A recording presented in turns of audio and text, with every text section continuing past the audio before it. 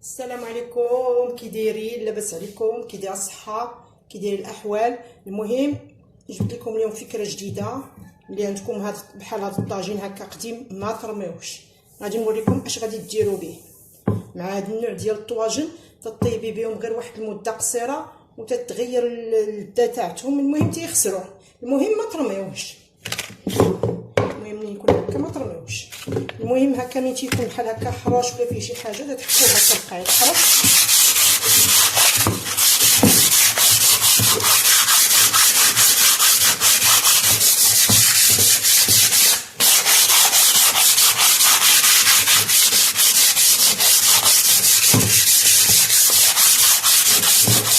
وين تدوزو عليه القاع الحرش هكا، شي بلاصه الا كانت حرشه وشي بلاصه الا كانت هكا عوجه شويه.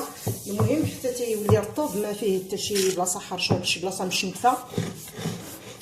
صافي غادي نوريكم المرحله الثانيه. غادي نديرو ليه سبيغه. المهم غادي نصبغوه.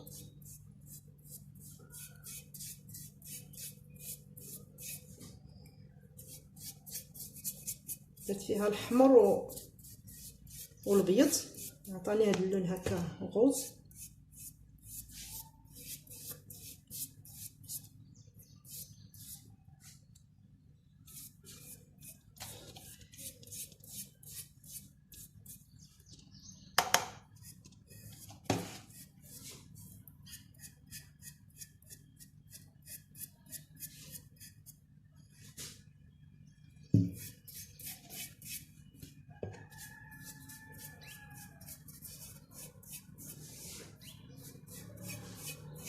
تيبس تيعطي واحد الشكل بحال الرخام كيجي فيه.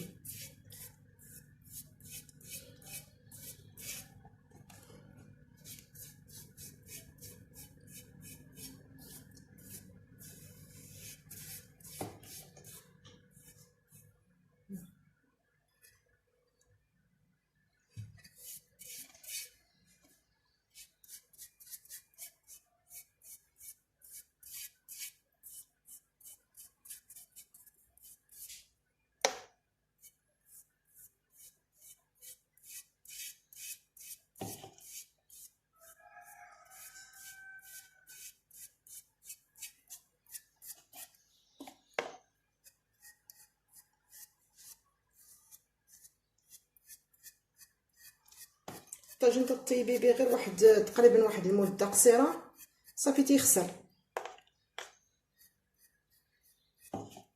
حقا ما تنرميهمش. دابا نوريكم ان شاء الله الشكل النهائي من بعد كيف تيكون.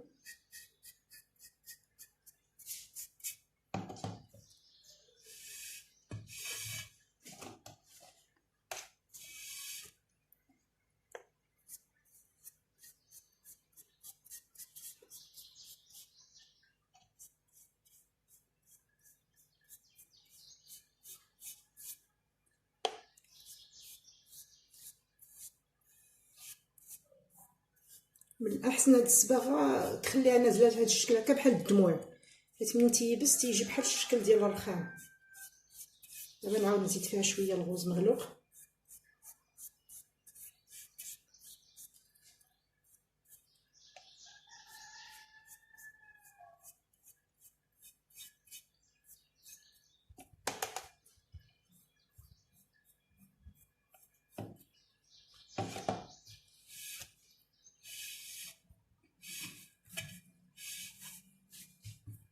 ديك الساعه غادي ديروا اللون نتوما اللي يعجبكم.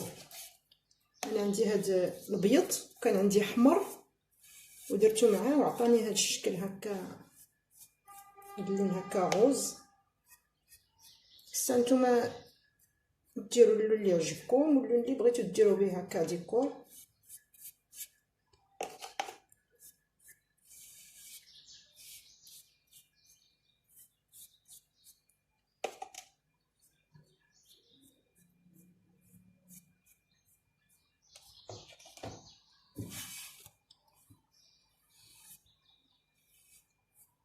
نزيدو شويه اللون.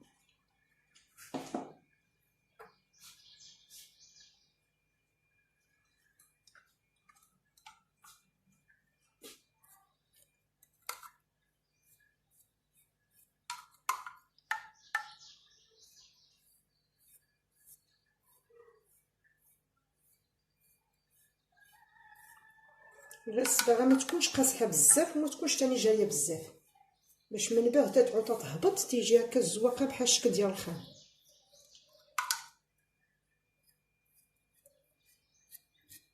تينزلو هاد الدميعات هكا تيجي هكا الشكل ديالها.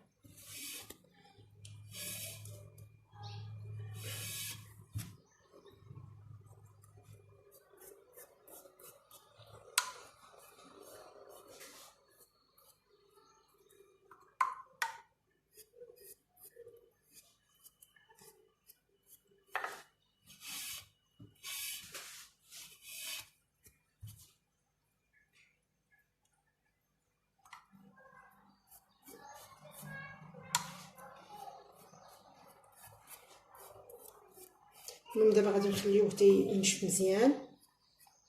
عاد ديك الساعه غادي نوريكم. دابا غادي نخليوه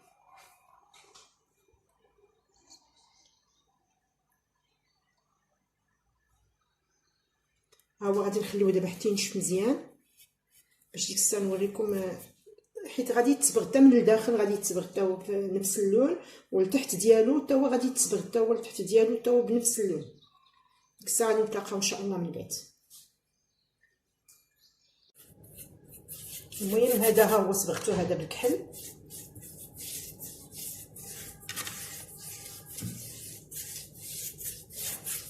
كنت صابغاه من قبل بالكري والغطا ديالو في الكري، ولكن غادي ندير ليه هنا الداخل تاعو في الكحل. المهم هادو بيتحطوهم غير ديكور، فاش ترميوهم مساكن في الزبل غادي ديروا لهم بحال هكا صبيغه وغادي تحطوهم فوق الطبله غير ديكور.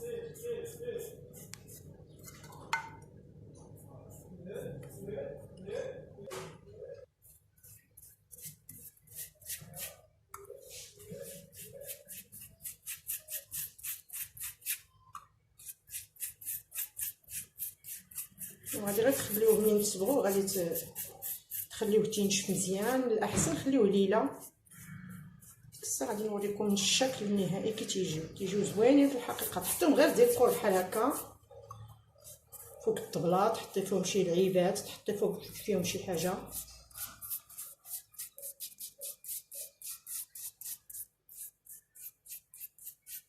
هاد النوع ديال الطواجن تطيبي بهم غير تقريبا شي 4 المرات 5 المرات، تغير البنه تاعتهم صافي خصك ترميه.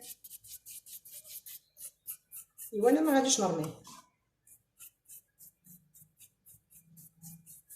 المهم حتى الا كان عندكم شي مشكله في الصباغه تخليوه تيبس وتعاودوا ليه كوش ثاني باش ديك الساعه تجي الصباغه بشكل واحد.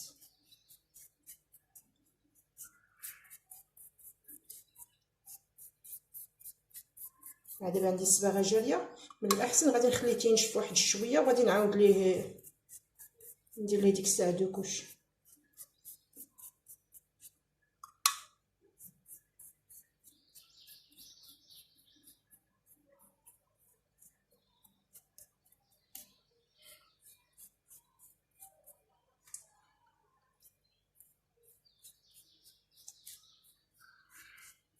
يلا شويه ونعاودو نرجعو بيد ما يصبغ، نعاود يبس شويه نعاودو نديرو ليه ثاني كوش اخر.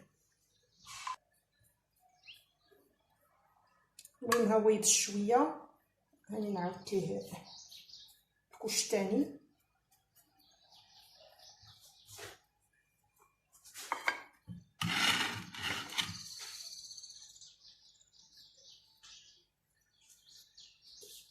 وديك الساعه نتوما غادي ديرو اللي يعجبكم، اللون اللي بغيتو. الاول درتو في الغوز، والثاني درتو في هذا اللون، وواحد اخر تا هو راني صايبتو في الابيض. المهم ان شاء الله غادي نوريكم من بعد الشكل النهائي ديالهم الثلاثه.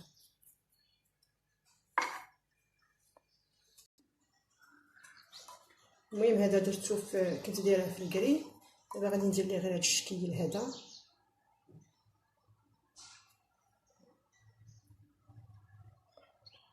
الصباغه بغيتها بحال هكا تنزل بحال الدميعات.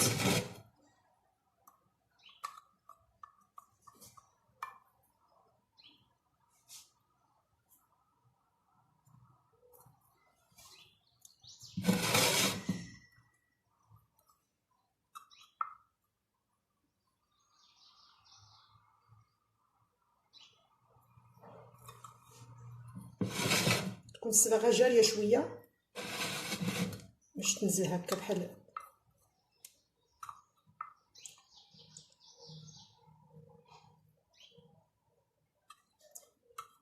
تتعمروا بحال هكا الشيته مزيان وتحطوها في الجنب اللي بغيتو تتوركوا بحال هكا باش تهبط دير زواقه لراسها.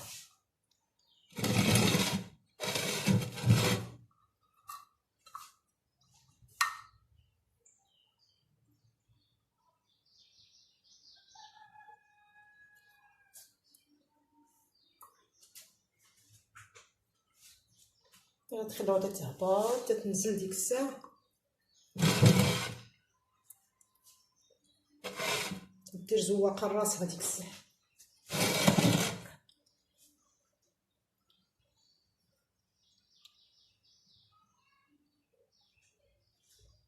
الا كانوا عندكم دوك الخطيطات شويه قلال تعاودوا تاني ديروا الصباغه في نفس البلاصه وتتوركوا عليها باش تهبط.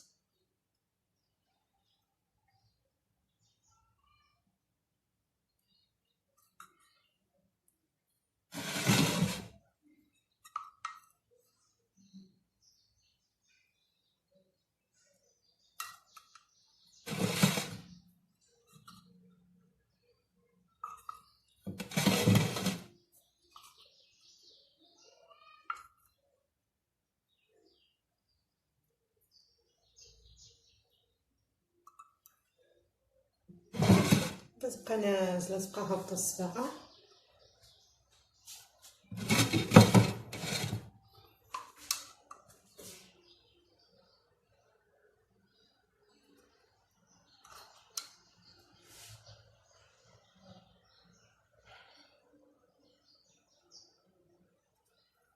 كيفاش تشوفوا نتوما الحجم اللي بغيتو الشكل اللي بغيتو. الا بغيتو الزواقه تكون كثيره تبقاو تعاودوا الصباغه تعاودوها، الا بغيتوها تتبقى غير سميتها تكون الزواقه قليله تديروها شويه.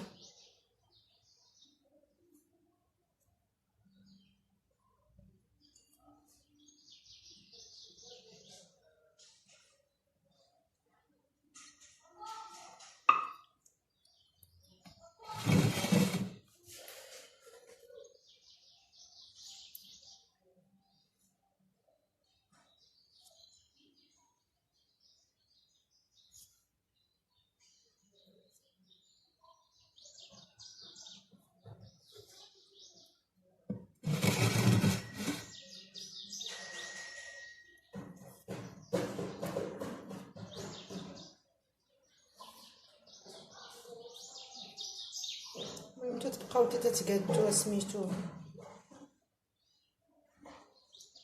تتقادوا داك الشكل غادي يكون مقاد صافي. المهم غادي نوريكم. المهم هذه هي النتيجه النهائيه ديال هذا الطاجين. هذا الشكل ديالو كيف جا.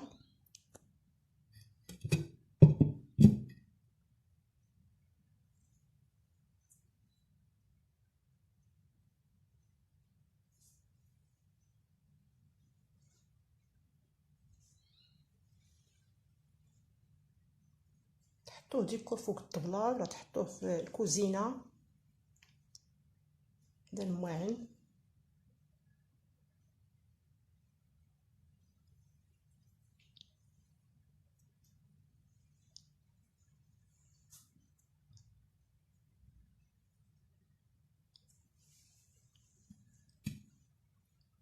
الداخل ديالو حتى هو درتو بالغوز.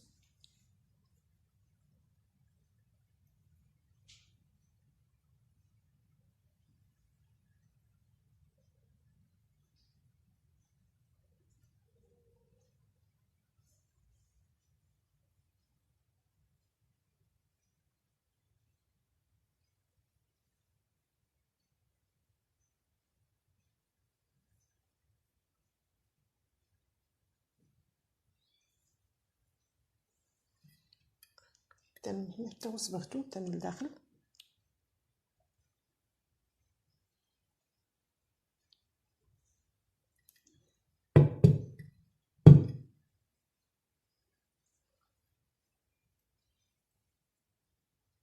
هاد الشكل جا فيه بحال الشكل ديال الخام، ديك الصباغه ولات طايحه بحال الدميعات.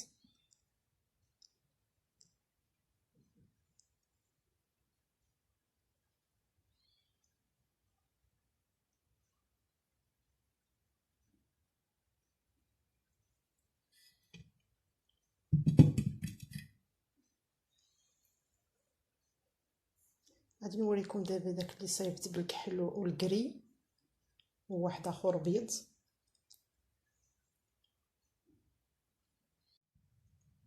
هذا داك الاخر اللي درت بالكري والكحل، هو الشكل ديالو كيف جا.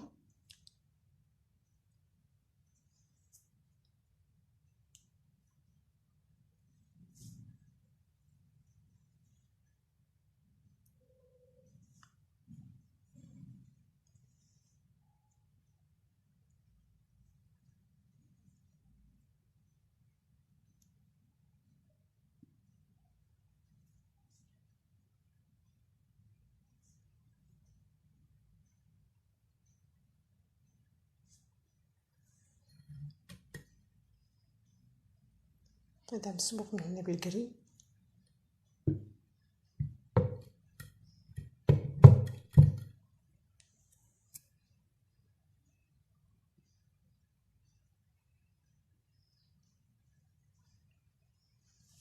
الطاجين توا كان عندي قديم مسكين كاع خسر، بقات فيه البنه ديال واحد ولات عنده فيه واحد البنه بشي شكل في الطياب. ايوا قلت فاش نرميه مسكين، ها هو صبغتو نحطو غير بحال هكا في ديكور حدا المواعين، حيت ما خصكمش ديروا فيه لا حتى حاجه تاع الماكله، مع قبال فيه الصباغه ماشي صحيه.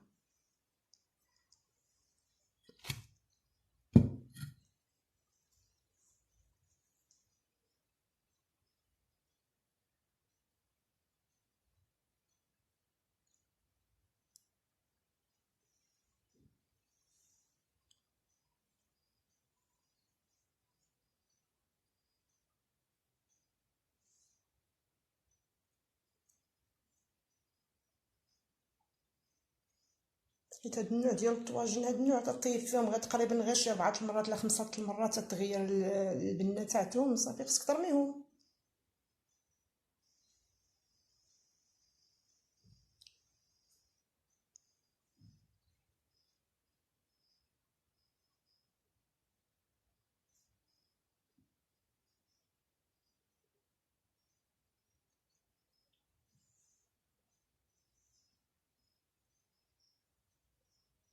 غنوريكم واحد اخر صيبتو حتى هو بالبيض. هذا درتو بالبيض، درتو لون واحد هذا بالبيض. هذا مسكين راه كاع كله تشق، ايوا قلت فاش نرميه وليت درت ليه هاد الصبيغه هكا في البيض.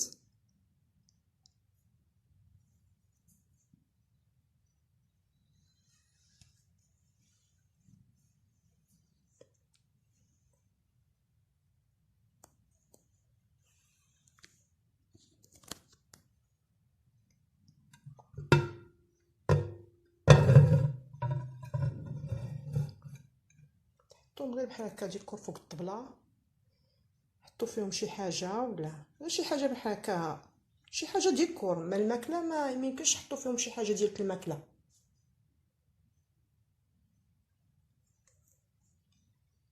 اذا مسبوغ كله هو بالبيض، كله من تحت ومن كلشي مسبوغ كله هو هذا صبغه بالبيض.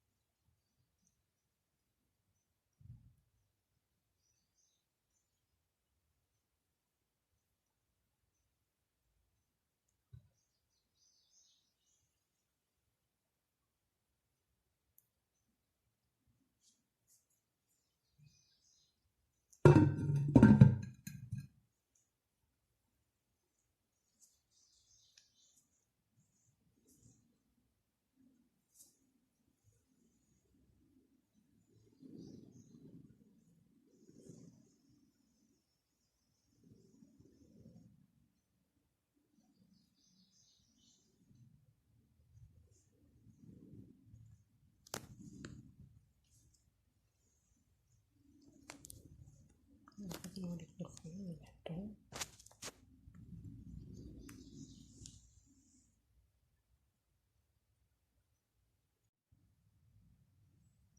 المهم ها طويجناتي ب3 كنت بغيت نرميهم ساكن في الزبل، الساحاني صبغتهم هكا ودرت لهم هاد الشكل هكا. غادي نحطهم ديكور فوق الطبيلات عندي هنا في الدار.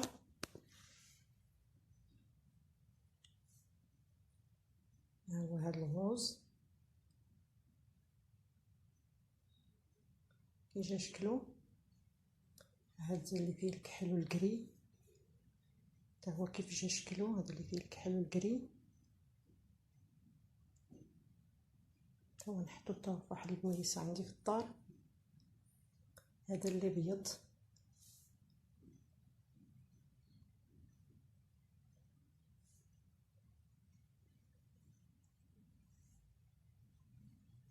وعلاش الحاجه بنادم يرميها؟ انا في الحقيقه ما تيعجبني حتى حاجه نرميها.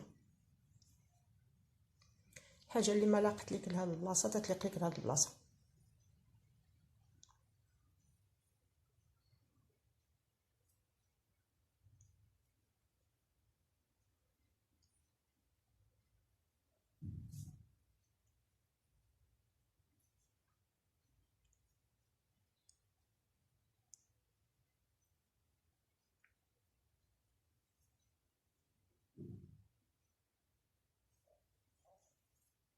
ديك الساعه نتوما غادي ديروا اللون اللي يعجبكم واللون اللي عندكم موجود. الا كانوا عندكم كاع جوج الالوان، اللون بغيتي تصبغوا به داك لتحت ديال الطاجين واللون تصبغوا به الفوق، عاد من بعد دوك الالوان بجوجهم غادي تخلطوهم وصبغوا بهم سميتو لداخل ديال الطاجين وصبغوا بهم لتحت ديالو باش يتغير الشكل. المهم ديك الساعه نتوما غادي تصبغوا بالطريقه اللي بغيتو باللون اللي بغيتو بالشكل اللي بغيتو. انا قلت لكم غير الفكره وانتم كملوا ديك الساعه من راسكم. غير فاش يكون عندكم شي طاجين قدام ولا تشق ما ترميوهش، ديروا بيه ديكورات بحال هكا وحطوهم يا في الدروج حتى في الطلعه تاع الدروج تيجيو زوينين. في دوك التقينيتات ديال الدروج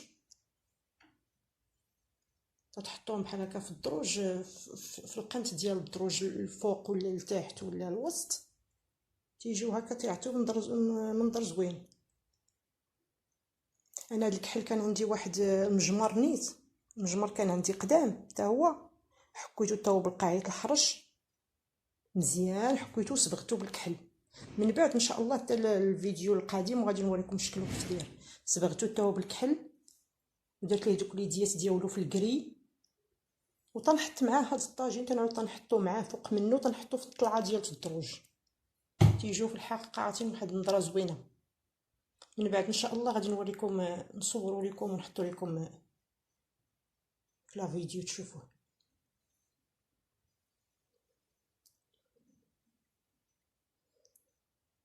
هاد البيض مسكين راه كله كان تشق، راه كله مشقوق. وليت صبغتو وعمرت به لي الصباغه مزيان في الابيض يا ولا تجمع. ايوا المهم تنتمنى انا باش تعجبكم الفكره، تنتمنى باش تجيكم الفكره زوينه. ولا عندكم شي طاجين قديم ما ترميوهش، يكون مشقوق ولا يكون كحال ولا يكون كيف ما بغى يكون الطاجين ما ترميوهش، ديروا ليه صبيغه وصبغوه وزوقوه بالطريقه اللي بغيتو بالشكل اللي بغيتو وحطوه في البلاصه اللي بغيتو وبالصحه والراحه مسبقا. ايوا المهم تنتمنى باش ما نكونش ثقيله على قلبكم وتنتمنى باش تعجبكم الفكره. المهم وتنرحب بالتعاليق ديالكم كيف ما كانوا سلبيين او ايجابيين، وما تنساونيش اللي ما كانش عندي يدير لي اشتراك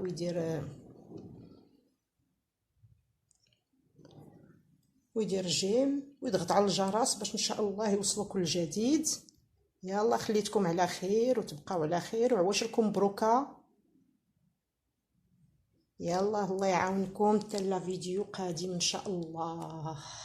ومره اخرى نقول لكم اللي عنده شي طاجين قديم ما يرميهش. يلا خليتكم على خير الله يعاونكم. سلامه.